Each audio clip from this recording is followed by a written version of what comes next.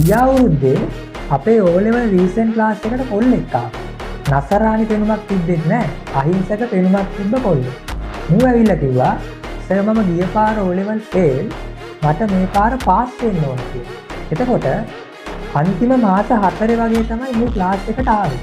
හැබැයි මාර කට්ටක් කාලා මාර උනන්දුවෙන් වැඩ කළා. කොහොමත් අපි O level revision class එකේ විභාගෙට අනිවාර්යෙන් එන පාඩම් ටිකනේ සාකච්ඡා කරගෙන යන්නේ. ඊට අමතරව විශාල පේපර්ස් ප්‍රමාණයක් අපි කරනවා. ඉතින් දැන් ගිය සිකුරාදා රිසල්ට් ආවනේ. එතකොට මූ මට රිසල්ට් කිව්වේ ඊයේ. ඔයා හිතන්නේ මුගේ රිසල්ට් එක මොකක් වෙලා ඇද්ද? මූට තියෙනවා මෙන්න මේ රිසල්ට් එක. 100 එකක් තියෙනවා. ඉතින් අර ගිය පාර විභාගේ ෆේල් වෙච්ච කොල්ලා මාර කට්ටක් කාලා මේ පාර 100 එකක් අරන් තියෙනවා. ඉතින් පුතේ ඔයාටත් මට කියන්න උවමනාව තිබ්බේ එකපාරක් විභාගේ ෆේල් කියලා අවදාවත් ඔයා ජීවිතේ අතාරින්න එපා. හරි? මේවා තමයි සුපිරි රිසල්ට්. ඒ කියන්නේ ඒ එකක් ගන්නවට වඩා මෙන්න මේ වගේ දරුවෝ මාර වටිනවා. ඇයි ඒකට හේතුව?